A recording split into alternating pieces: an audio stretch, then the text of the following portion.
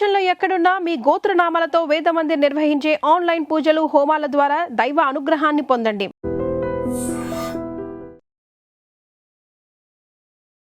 నమస్తే అండి వీరాంజనేయులు గారు. నమస్కారం అండి.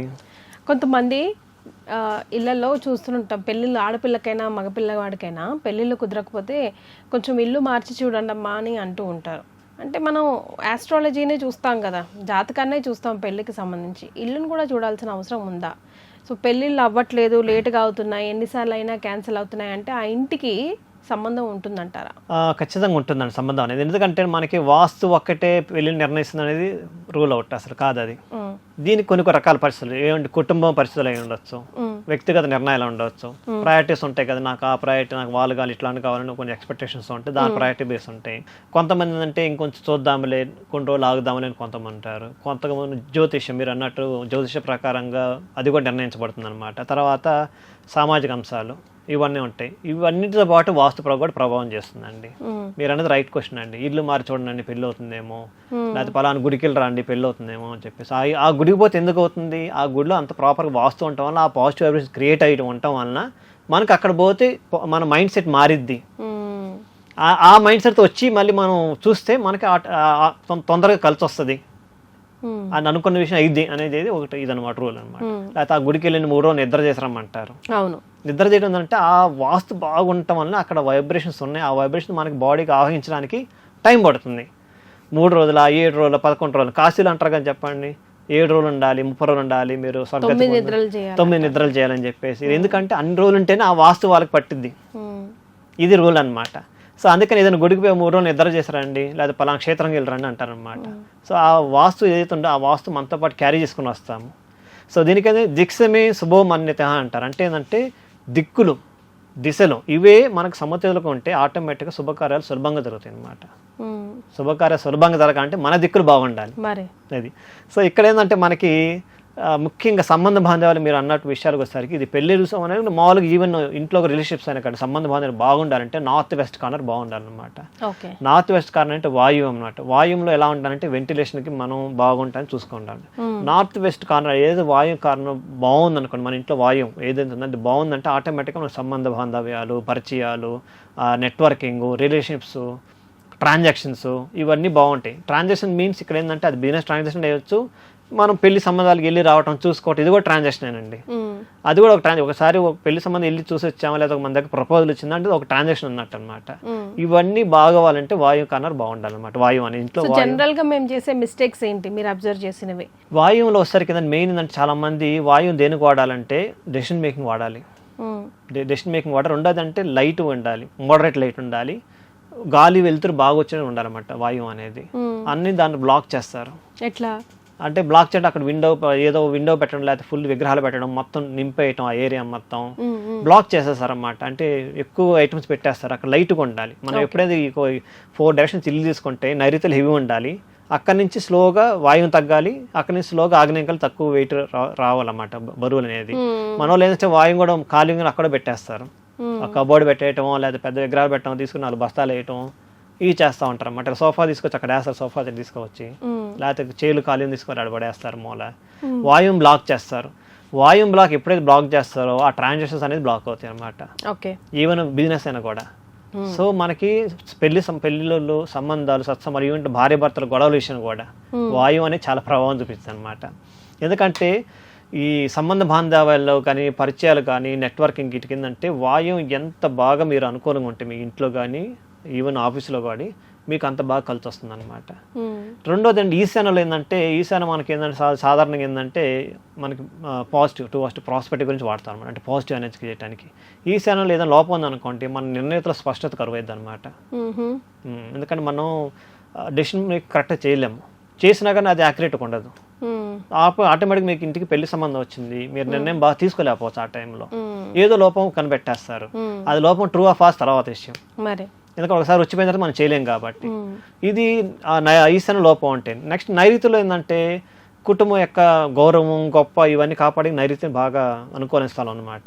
నైరుతి అంటే సౌత్ వెస్ట్ కార్నర్ అనమాట. సౌత్ వెస్ట్ కార్నర్ ఎంత బలంగా ఉంటే, ఎంత స్థిరంగా ఉంటే మన కుటుంబం కూడా అంత స్థిరంగా ఉంటుంది, అంత బాగా అభివృద్ధి చెందనమాట. ఈ 3 దిశలు చాలా ఇంపార్టెంట్ అండి. దేనికి సంబంధించి, పెళ్ళికి సంబంధించి, పెళ్ళి డిలే అవుతున్నా కానీ, లేకపోతే పెళ్ళి అయిన తర్వాత కూడా పోస్ట్ మ్యారేజ్ తర్వాత కూడా ఇంట్లో బాగా రిలేషన్ బాగుండాలంటే, వైఫ్ అండ్ హస్బెండ్ లేదంటే అత్త కోడలికి మామ వీళ్ళకి బాగుండాలంటే ఈ 3 డైరెక్షన్స్ చాలా ఎక్కువ కేర్ తీసుకోవాలండి. ఏదంటే వాయువు నార్త్ వెస్ట్ కార్నర్, తర్వాత ఈశాన్ నార్త్ ఈస్ట్ కార్నర్, తర్వాత సౌత్ వెస్ట్ కార్నర్ అన్నమాట. దేనికి సంబంధ బాంధవ్యాలకి, తర్వాత పరిచయాలకి, ఆశీర్వాదాలు తీసుకోవటానికి, నిర్ణయ స్పష్టత రావటానికి, తర్వాత కుటుంబ గౌరవం పెరగటానికి, తర్వాత బాగా స్థిరమైన ఆలోచనలు అంటే స్టేబుల్ మెంటాలిటీ రావటానికి అన్నమాట. ఇవన్నీ ఉంటే మనకి ఆటోమేటిక్గా పెళ్లి సంబంధాలు ఖచ్చితంగా కుదురుతాయండి. ఓకే. దీంట్లో కొన్ని లోపాలు కూడా ఉన్నాయండి. అంటే ఇప్పుడు మనం పాజిటివ్ నెగిటివ్ కూడా మాట్లాడుకోవాలి కదా. నెగిటివ్ లెస్ ఏంటంటే నార్త్ వెస్ట్ కార్నర్ మూసుకుపోతాయండి. అంటే వాయువు, ఇందాక మీరు అన్నట్టు చెప్పిన వాయువు మూసుకుపోకూడదు. వాయువు ఎప్పుడైతే మనం వెంటిలేషన్ లోపల రాదో ఆటోమేటిక్ మనకు అన్ని మూసుకుపోయినట్టే ద్వారాలన్నీ. సో మన మైండ్ బయటకు పోదు, నెక్స్ట్ లెవెల్ ఆఫ్ థింక్ ఆలోచించదు. ఆ తర్వాత వాయువులో అగైన్ చెత్త పెడతాం కొంతమంది చాలా నేను గమనించాను. ఈవెన్ ఆఫీసులో అయితే మరీ ఘోరం, గార్బేజ్ తీసుకుని ఆడబెట్టేస్తా ఉంటారు. అంటే ఆఫీస్ అంటే ఓకే మనం 8 hours డ్యూటీ చేస్తాం, 8-9 hours కాబట్టి ఓకే మేనేజ్. ఇల్లు వచ్చేసరికి అది పర్మనెంట్. సో అందుకని ఇల్లు మారండి అని చాలా మంది సలహా ఇస్తూ ఉంటారు. ఆ తర్వాత నార్త్ వెస్ట్ కార్నర్లో అంటే మనకి వాయువులు ఏదైతే ఉందో గాలి ప్రసరణ ముఖ్యం ఇంపార్టెంట్ అండి. అంటే గాలి వెళ్తే ధారాళంగా రావాలి, ఎంత ధారాళంగా వస్తే మనం అంత ధారాళంగా అభివృద్ధి చెందుతాం అనమాట.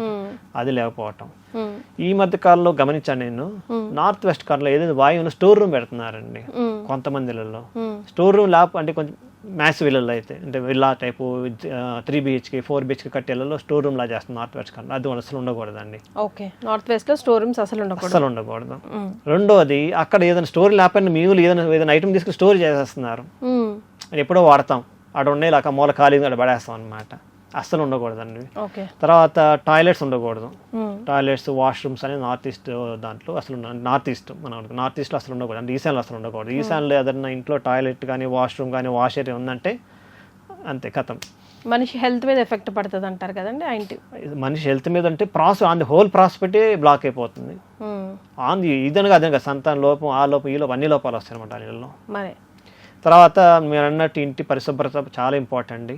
నైరుతి మూలలో చాలా క్లీన్గా నీట్గా ఉంచుకోవాలి. ఎందుకంటే అది వాయుదేవుడికి సంబంధించిన స్థానం అనమాట. వాయుదేవుడి మంచి వాయువు వస్తే మనం మంచి ఆక్సిజన్ బ్రీత్ అవుతాం. చెడ్డ వచ్చిందనుకని అనేల్ది అవుతాం బై డిఫాల్ట్.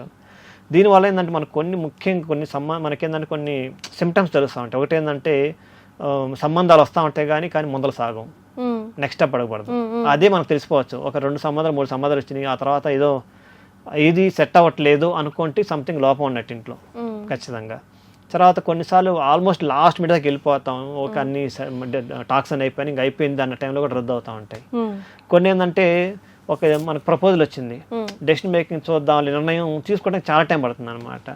తర్వాత వివాదాలు, అభ్యాసం, మన ఇంట్లో ఒకళ్ళు ఒప్పుకోవచ్చు, ఇంకొకరు ఒప్పుకోవచ్చు, కుటుంబం మధ్యలో మొదల కాన్ఫ్లిక్ట్ ఉంటుంది అనమాట.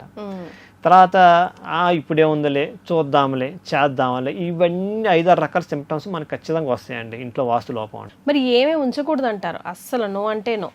మనం ఏదైతే మనం ఆడుకునే ట్రాన్సాక్షన్స్ బ్లాక్, ఇదన్నీ ట్రాన్సాక్షన్స్ మనం మాట్లాడుకునే ఏంటంటే ఈ కార్యాలయాన్ని బ్లాక్ ఒకటి. ఫస్ట్ ఏంటంటే పగిలిపోయిన అద్దాలు అసలు ఉండకూడదండి. ఓకే, పగిలిపోయిన అద్దాలు ఉంటే మనకి ఏంటంటే ఆటోమేటిక్ బ్రేక్ అయినట్టే. సో రిలేషన్షిప్స్ కోసం కానీ పెళ్ళిళ్ళ కోసం కానీ అవ్వట్లేదు అనుకుంటే ఫస్ట్ ఇవి అస్సలు ఉండకూడదు. ఎందుకంటే బ్రేక్ అయిన మిర్రర్స్ పాయింట్ నెంబర్ 1. తర్వాత ఫర్నిచర్ కొంతమంది బ్రేక్ అయ్యి ఉంటాయి, బ్రోకెన్ అయ్యి ఉంటాయి. అంటే పక్కన చిన్న కొంచెం పొయ్యో కొంచెం పేడ్లా లేచో ఏయో ఉంటాయి, ఇలా చైర్కో పక్క ఒరిగిపోయో ఉంటాయి. అస్సలు ఉండకూడదు మన ఇంట్లో, ఎందుకంటే మనం ఎక్కువ వాడతాం కాబట్టి ఫర్నిచర్ని. ఆ తర్వాత ఇల్లు ముఖ్యంగా ఆగ్నేయంలో వంటగదిలో డార్క్నెస్ అసలు ఉండకూడదు. దీపం అన్న లైట్ అన్న వెలిగించాలంటే పూర్వకాలంలో దీపం వెలిగించేవాళ్ళు నెయ్యితో కానీ, ఆ తర్వాత ఆముదం వెలిగించేవాళ్ళు, ఆ తర్వాత నువ్వులు 3 రకాలు వాడేవాళ్ళు. ఇప్పుడు మన దీపాలు అట్లీస్ట్ లైట్ అని వాడాలి. ఇప్పుడు దీపం వెలిగిస్తే ఇంకా వెళ్ళండి గుడ్డం, ఆవు నెయ్యితో దీపం వెలిగించి పెడితే అసలు దానంత మాత్రం ఇంకేం ఉండదు. కంటిన్యూస్ పాజిటివ్ వైబ్స్ అలా ఇల్లు అంతా సర్క్యులేషన్ అవుతా ఉంటాయి. లేదు కాబట్టి అట్లీస్ట్ లైట్ ఇప్పుడు ఉండాలన్నమాట, డార్క్నెస్ అసలు ఉండకూడదు. తర్వాత సౌత్ వెస్ట్ కార్నర్లో భారమైన వస్తువు ఉంచాలి నైరుతి మూల. ఈ 5-6 పెట్టుకుంటే మనకి ఏంటంటే మనకి ఖచ్చితంగా వాళ్ళకి సంబంధ బాంధవ్యాలు, మన పెళ్ళి అంటే ఒక సంబంధం కలుపుకున్నట్టే. ఇంట్లో కూడా సంబంధ బాంధాలు, భార్య భర్తకు కానీ, లేకపోతే పిల్లలకి తల్లిదండ్రుల పిల్లలకు కానీ, బ్రదర్స్ మధ్యలో కానీ, ఇవన్నీ సంబంధం బాగుండాలంటే ఈ 4 ఏదైతే ఉన్నాయి, ఈ 4 ఖచ్చితంగా మనం కేర్ తీసుకోగలిగితే ఏది బ్రోకెన్ మిర్రర్స్ ఉండకూడదు, బ్రోకెన్ ఫర్నిచర్ ఉండకూడదు, తర్వాత డార్క్ రూమ్స్ అసలు ఉండకూడదు ఈ ఇల్లు అనేది. అందుకని మనం ఫస్ట్ సాయంకాలం అవగానే ఫస్ట్ చేసిన దీపం వెలిగించాలన్నమాట. ఈ 4 చేస్తే మాత్రం ఖచ్చితంగా ఇవన్నీ అవాయిడ్ చేస్తారు. రైట్ అండి, థ్యాంక్ యూ సో మచ్. నమస్తే అండి. And for more videos, Please subscribe to iDream. Please subscribe to iDream. Please subscribe iDream. And please subscribe to iDream. For more videos, subscribe to iDream. please like, share and subscribe to the channel. Congratulations, iDream. subscribe to iDream. Subscribe to iDream. So subscribe to iDream Media. iDream ki iDream team andarki huge congratulations. Please subscribe iDream Media. Please subscribe to iDream. Subscribe iDream. Please subscribe to iDream. iDream అంటే నా కళల ఛానల్ను subscribe చేసుకున్న నోరు తిరుగుతలేదు, మీరైతే గంట గుర్తు కొట్టండి. For more such videos, please subscribe to iDream. Subscribe to iDream. Please subscribe to iDream. Please subscribe iDream Media. Please do subscribe to iDream. Please subscribe to iDream Media. For best entertainment and information, please subscribe iDream. And don't forget to subscribe to iDream.